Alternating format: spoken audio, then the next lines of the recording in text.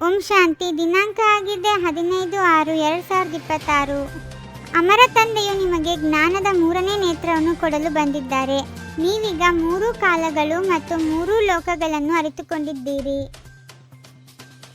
ಯಾವ ಮಕ್ಕಳು ಚೆನ್ನಾಗಿ ಓದುವರೋ, ದೇಹಾಭಿಮಾನವನ್ನು ಬಿಟ್ಟು ದೇಹಿ ಅಭಿಮಾನಿಯಾಗಿರುವ ಪುರುಷಾರ್ಥ ಮಾಡುವರೋ ಅವರಿಗೆ ತಂದೆಯ ಆಸ್ತಿಯು ಸಿಗುತ್ತದೆ. ಲೌಕಿಕ ತಂದೆಯು ಕೇವಲ ಗಂಡು ಮಕ್ಕಳಿಗೆ ಆಸ್ತಿಯನ್ನು ಕೊಡುತ್ತಾರೆ, ಆದರೆ ಪಾರಲೌಕಿಕ ತಂದೆಯ ಸಂಬಂಧವು ಆತ್ಮಗಳೊಂದಿಗೆ ಇದೆ, ಆದ್ದರಿಂದ ಆತ್ಮಗಳಿಗೆ ಆಸ್ತಿಯನ್ನು ಕೊಡುತ್ತಾರೆ. ಆತ್ಮಿಕ ತಂದೆ ಯಾರಿಗೆ ಅಮರನಾಥನೆಂದು ಹೇಳಲಾಗುತ್ತದೆಯೋ ಅವರು ಅವಶ್ಯವಾಗಿ ಅಮರಲೋಕದಲ್ಲಿ ಕರೆದುಕೊಂಡು ಹೋಗಲು ಮೃತ್ಯು ಲೋಕದಲ್ಲಿ ಕಥೆಯನ್ನು ತಿಳಿಸುತ್ತಾರೆ. ಜ್ಞಾನದ 3ನೇ ನೇತ್ರವನ್ನು ಜ್ಞಾನಸಾಗರ ಅಮರ ತಂದೆಯ ವಿನಃ ಮತ್ಯಾರೂ ಕೊಡಲು ಸಾಧ್ಯವಿಲ್ಲ. ಮೂಲವತನ, ಸೂಕ್ಷ್ಮವತನ, ಸ್ಥೂಲವತನದ ಆದಿ ಮಧ್ಯ ಅಂತ್ಯವನ್ನೂ ತಿಳಿದುಕೊಂಡಿದ್ದೀರಿ. ಆದ್ದರಿಂದ ಮಕ್ಕಳು ತಮ್ಮನ್ನು ತ್ರಿಕಾಲದರ್ಶಿಗಳೆಂದು ತಿಳಿದುಕೊಳ್ಳುತ್ತೀರಿ. ತಂದೆಯಿಂದ ಆಸ್ತಿಯನ್ನು ಪಡೆದುಕೊಳ್ಳಲು ಪ್ರತಿಯೊಬ್ಬ ಮಗುವಿಗೂ ಅಧಿಕಾರವಿದೆ, ಏಕೆಂದರೆ ಎಲ್ಲರೂ ಆತ್ಮಿಕ ಮಕ್ಕಳಲ್ಲವೇ. ಇಲ್ಲಿ ಏನೆಲ್ಲವೂ ಕಾಣುತ್ತಿದೆಯೋ ಇದೇನೂ ಉಳಿಯುವುದಿಲ್ಲ. ಇನ್ನು ಸ್ವಲ್ಪವೇ ಸಮಯವಿದೆ. ಇದು ಶಿವತಂದೆಯ ಜ್ಞಾನ ಯಜ್ಞವಾಗಿದೆ.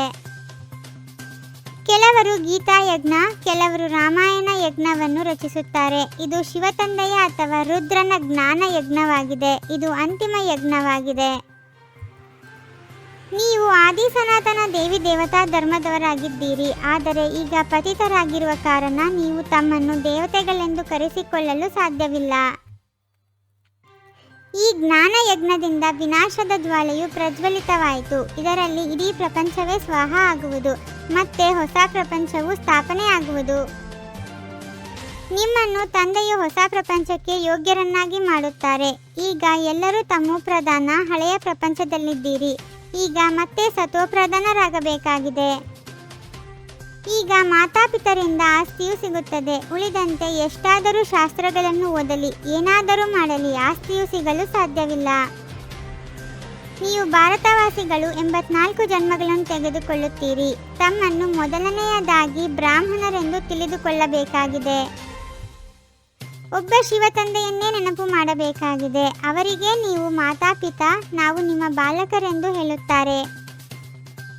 ಅಮರಲೋಕದಲ್ಲಿ ಹೋಗುವುದಕ್ಕಾಗಿ ಪುರುಷಾರ್ಥ ಮಾಡುತ್ತಿದ್ದೇವೆ. ನಾವು ಅಮರಲೋಕದಲ್ಲಿ ಜನ್ಮ ಪಡೆಯುತ್ತೇವೆ.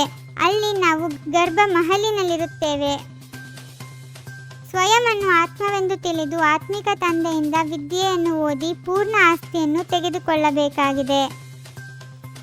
ಯಾವ ತಂದೆಯಿಂದ ಬೇಹದ್ದಿನ ಆಸ್ತಿಯು ಸಿಗುತ್ತದೆಯೋ ಅವರನ್ನೇ ನೆನಪು ಮಾಡಬೇಕಾಗಿದೆ, ಯಾವುದೇ ದೇಹದಾರಿಯನ್ನಲ್ಲ. ಈ ಹಳೆಯ ಪ್ರಪಂಚಕ್ಕೆ ಬೆಂಕಿ ಬೀಳಲಿದೆ, ಆದ್ದರಿಂದ ಇದನ್ನು ನೋಡಿಯೂ ನೋಡದಂತಿರಬೇಕಾಗಿದೆ. ಶಾಂತಿಯ ಶಕ್ತಿಯ ಮೂಲಕ ತಮ್ಮ ರಿಜಿಸ್ಟರ್ ಅನ್ನು ಸ್ವಚ್ಛವಾಗಿಡುವ ಲೋಕಪ್ರಿಯ ಪ್ರಭು ಪ್ರಿಯ ಭವ.